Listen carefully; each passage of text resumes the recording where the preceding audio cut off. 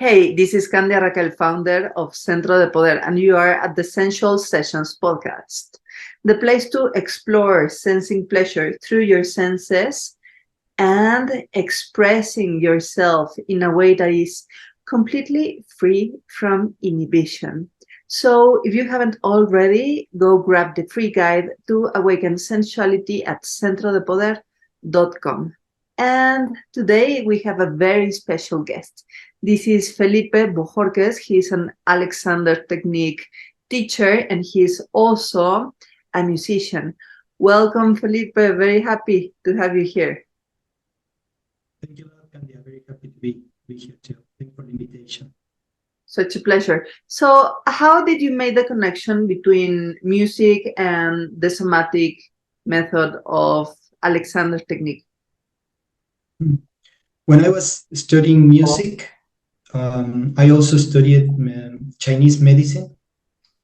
So I started to explore this world of somatic and energetic bodies, like the Chinese people talk about the energetic bodies. So then I moved to Argentina to study a master's degree in music therapy.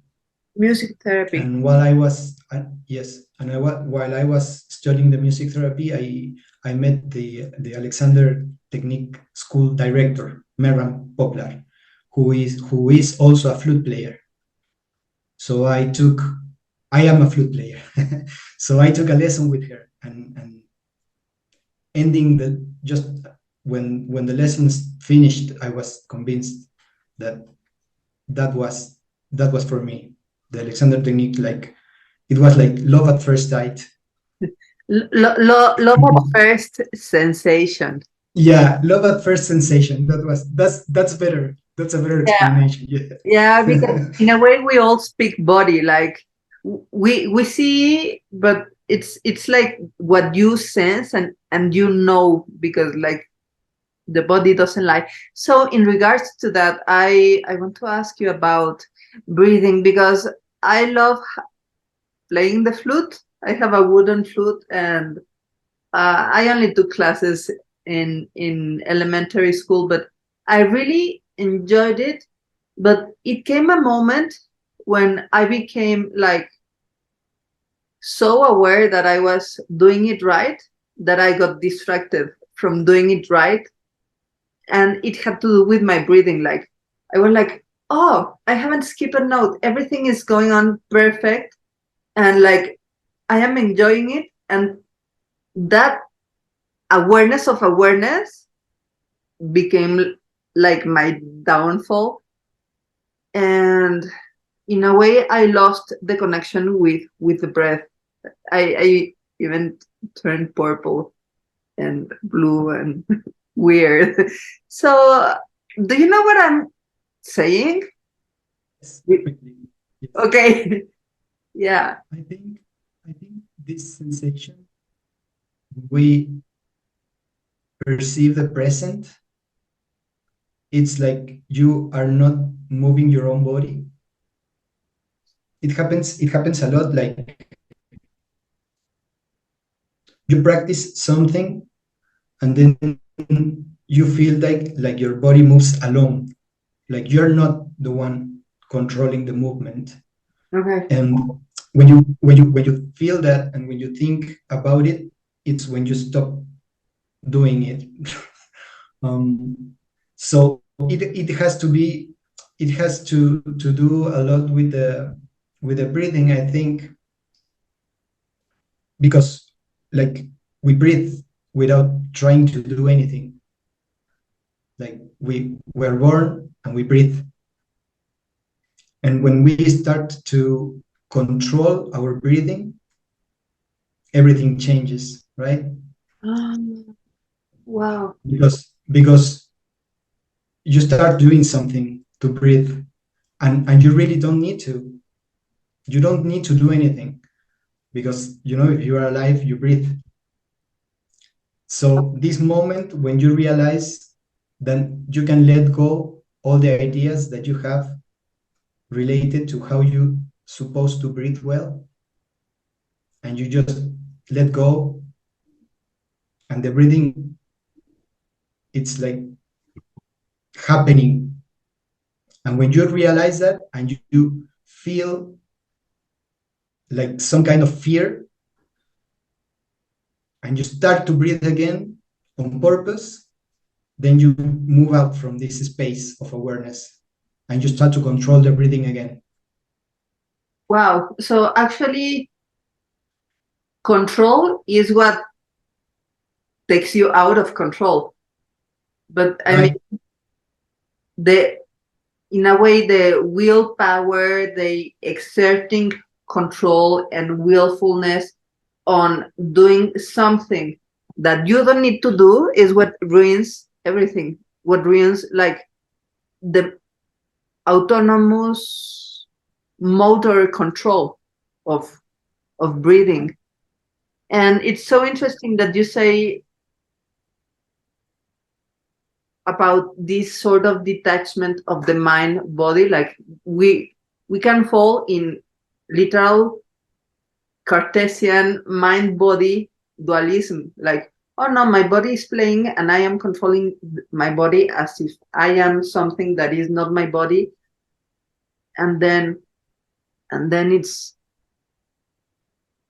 going bad.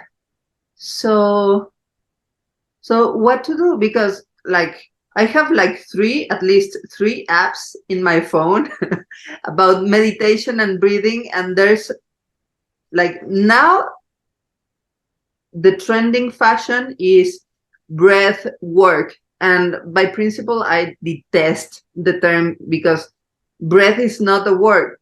Like breath is easy, natural, pleasurable, it is life itself. So like on top of all what we do unconsciously, we're supposed to work on that. Like that is like, I think the epitome of our hustle culture of overachieving. So yeah, like there's a huge trend on controlling the breath to rewire the nervous system and then manifest whatever. So what's your take on this from your stand as someone that literally professionally lives from the work performed by your breath, because you're a flute player? You literally live. I mean, if I wasn't breathing, I wouldn't be able to work and I died without money. No? But with you, it's like very clear that this connection. So like as a professional that works with the breath, what would you say about this? There's this thing that Alexander talked about a lot, this term that I think he sort of invented it, that it's end gaining. Okay. Like searching for an end and trying to win the end, right? So I have the end to play well the flute, and I like use all my willpower to play well. So this kind of approach to breathing, I think that interferes with the organic. I don't like to talk about natural or unnatural breathing, because I really don't think if there's a possibility to breathe unnaturally. It's like breathing is so natural, but organically, Okay. right? Or other ways of breathing. So when I play the flute, I know that I have to breathe in a way that is different to my organic breathing, right? Because if I don't breathe in a kind of way, I can't play. Like it's impossible. I need a lot of air. So I do a lot of resting. It's like to go again to my organic breathing after playing the flute, but not as an exercise, but some kind of work that clears the the effort of breathing to play. Wow. And I think we could like I personally use a lot of the sensations. It's a very powerful tool to feel. So maybe using the sensations of there's a lot of sensations that we can use to reset the breathing that we used to play. Or if you like to do the pranayama, for example, that are exercises very powerful of breathing, that are where the exercises were made to some kind of goal, to reach some kind of goal, specific kind of goal, like to take the mind to another state, for example. But you can't breathe like that all day long. Exactly. So you really need to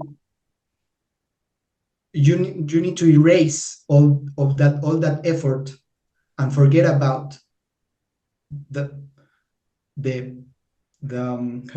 how can I say it? The practice that you were practicing. It's like, okay, now I am not playing the flute, so I don't need to breathe like that. Now I am not doing pranayama, so I don't need to breathe like that. I can, let go. And the sensations are really good to let go. what we feel, it's very, very good to let go. Yeah, I think sensations and the senses are one important tool to let go. let our breath, yes, Be organic. Yes. Very interesting that actually your training for playing is about letting go of the effort of breathing. So it would seem like counterintuitive that actually the end goal is to have no end goal, like to have no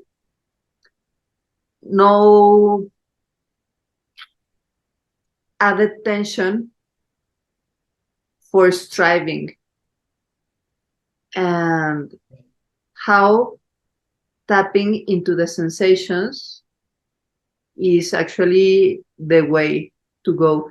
And I believe this is so important to sensuality, in the way that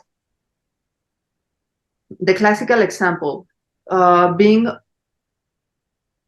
on intimacy with your beloved and wanting to get an orgasm, which can actually be a distraction for women especially. Or on another instance of pleasure, like you're hungry and then you eat your meal and then you're done. Or I don't know, you want to be super fit and you go to the gym and do exercise.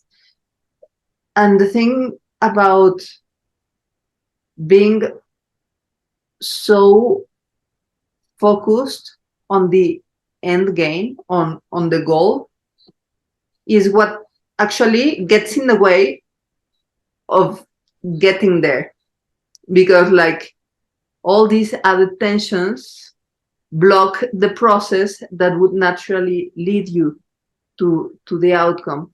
And you said about sensations, and I am curious on how to experience pleasure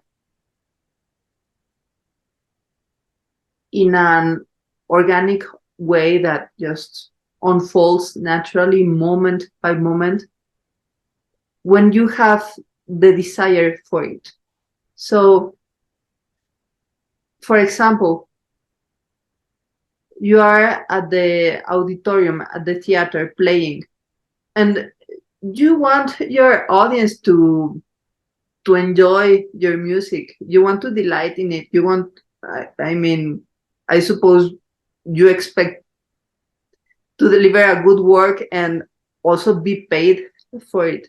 So how to how to deal with desire in such a way that is not this tense grasping of the end gain that Matthias Alexander talked about. So you're on stage, maybe you still get nervous. How? Yes, of course I do. Of course I do. And like with even with breathing, like that's something you cannot hide.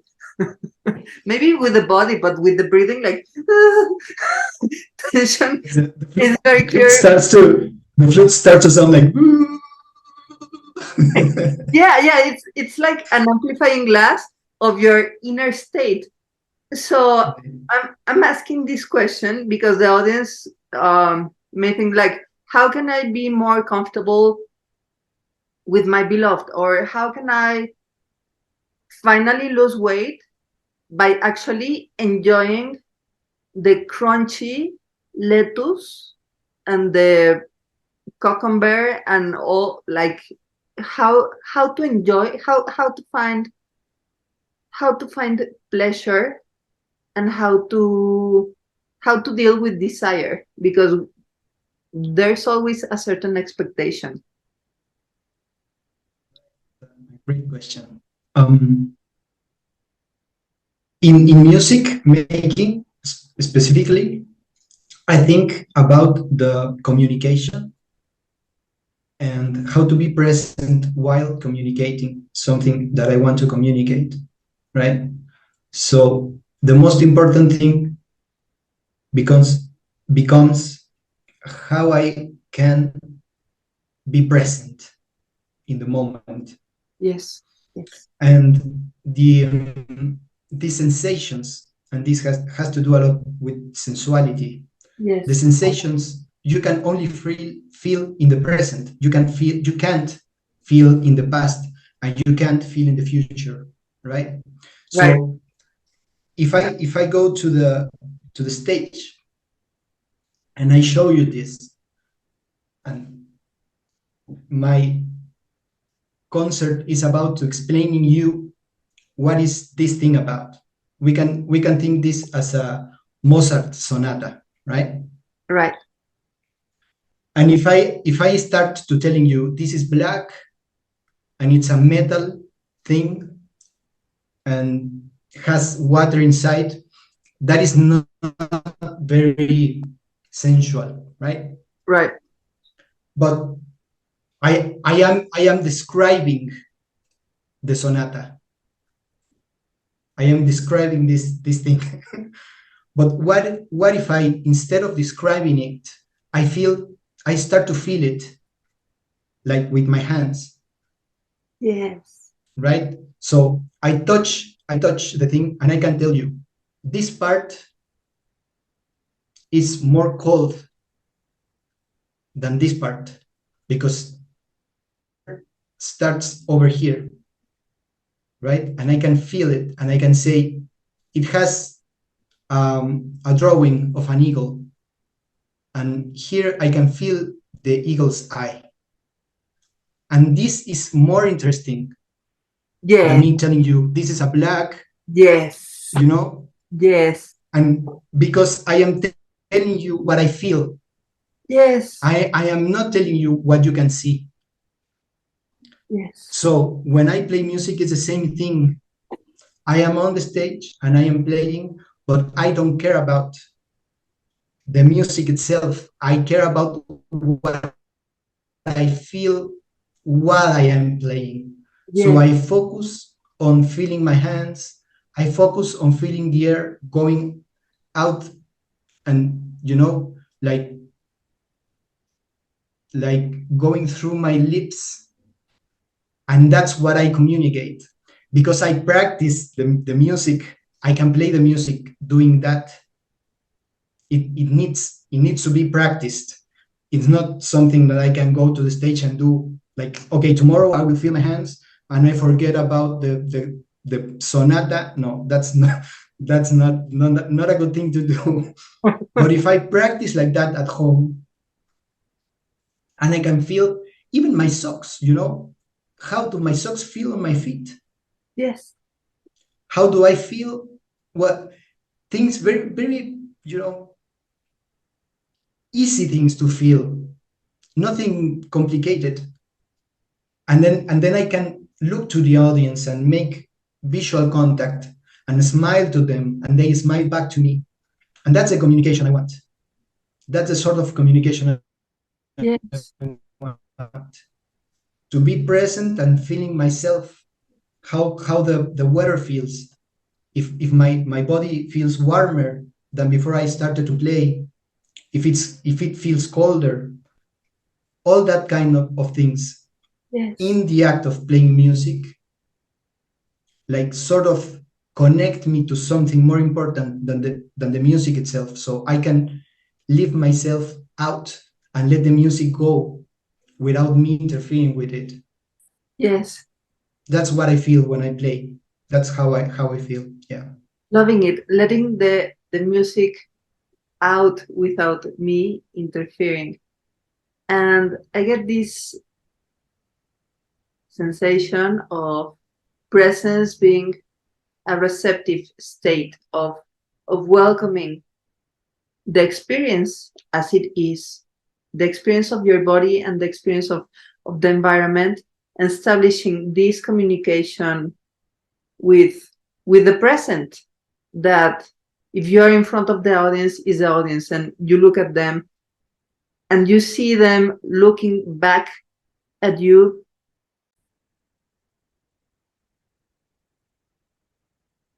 Yes, and you see the audience looking back at you. So it's no more a technical thing. Like, who cares about the notes being perfectly played in a mere mechanical way? Like, thousand times we as an audience prefer to see you and even sense the mistakes and the humanness and even the nervousness of the performer, because then we relate at the human level. So this is when actually beauty in a way is superior than perfection, because perfection maybe is divine and unattainable, but also like mechanical and cold.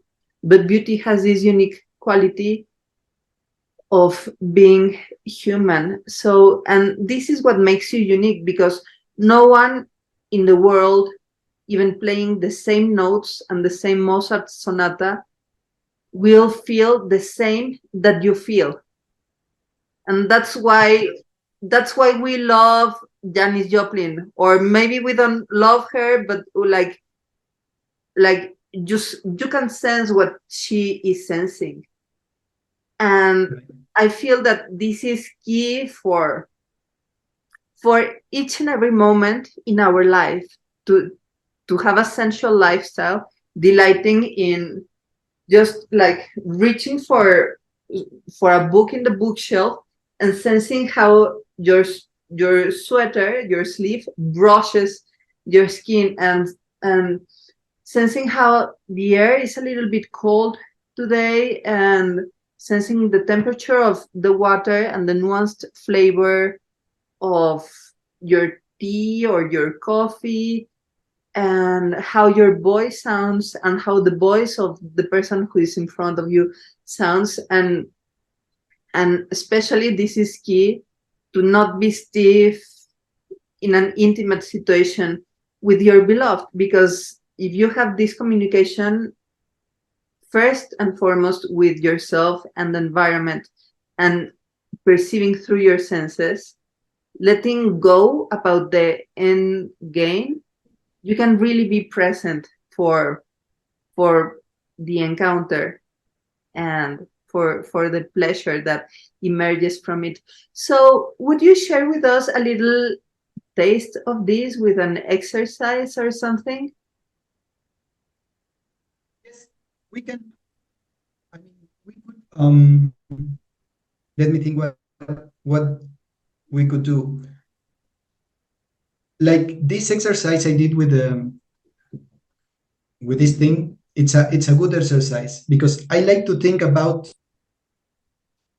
the skin as a tool for sensing and for feeling, textures. So I could recommend you an exercise that I do a lot.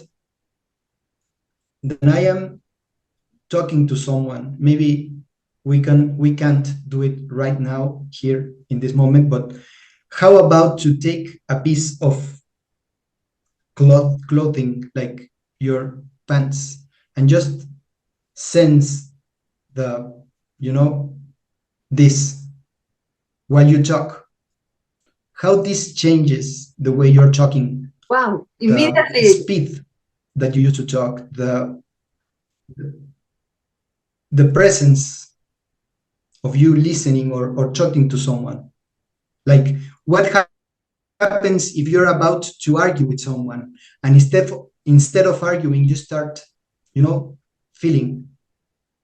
What happens with argue? It With has to do with the argument. tone. Yeah, it changes everything. It changes everything. Actually, it's then you present in the moment talking, and not just your idea of you looking for an end game, but it's like the whole of your existence is here now. We can do something with breath. I figured out something right now. So if you close your eyes and start breathing, and imagine that your nose is not the organ responsible for breathing. It's not your nose. The breathing occurs on your rib cage, inside your rib cage, right? So could you feel the air flowing through your nose without trying to do something with your nose, right? Just feeling the air through the nose, like the temperature changes, or Wow. is Wow. something like, just imagine how the air touches the skin inside of your nose.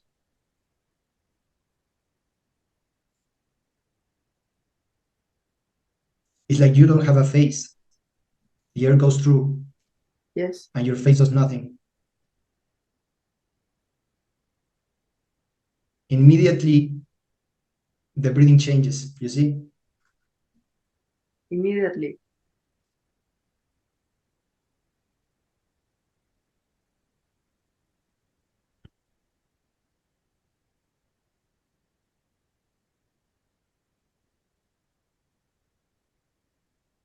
So I usually wonder, can I do this while I play the flute? Like, forget about the music and just focus on the feeling of the air going inside and outside. The feeling, just the feeling. It's a feeling. Okay, Yeah, I am just practicing to feel. trying to pay attention to the podcast, listening to you background, and having like in the background most closest layer of awareness, this sensation of the air temperature coming in and out, and how it's a different temperature. And wow, to have like this this state of presence as the baseline for actually living, because now I am talking in another tone, and it's another tone if you are in front of an exquisite fondant, or just about to smell a flower, or going for a walk in the park, or kissing your beloved. So like you have this first and foremost state of presence that is actually the present that you offer, the attention, the listening to the other person, the listening to the reality and the listening to yourself. This is a great gift. Thank you so much, Felipe. I really appreciate your sharing in this episode.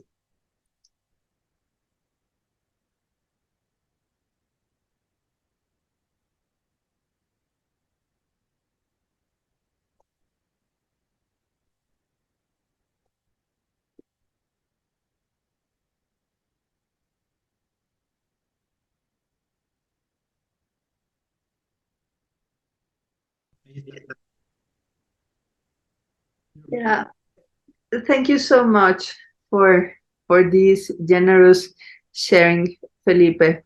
So tell us, how can we learn more from you and your work, and even go at your performances?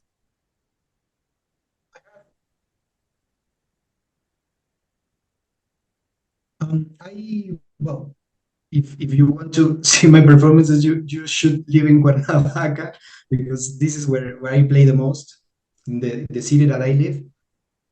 But I do write a lot. I have a blog, and I actually like a lot to read the things I write. So I have an audio blog, Okay. because I like that work. So I can share with you my YouTube channel or my Instagram, and my blog, that is Cuello Libre, as free neck, Cuello Libre. cuellolibre.com. Okay, Yeah, perfect. that's my webpage. And Perfect. then there you can find everything, the social media, all that stuff. Great. Thank you, Felipe. And Sensualist, go right away to cuellolibre.com and connect with Felipe Bojórquez to have a free neck and delight in being present. So, also, if you haven't already, please get the free Sensual Guide at www.centrodepoder.com. You will also get these episodes of the Sensual Sessions podcast delivered on your inbox every week. So catch you next time. Until then, remember to sense the fire that you are brimming within, so you can share your flame.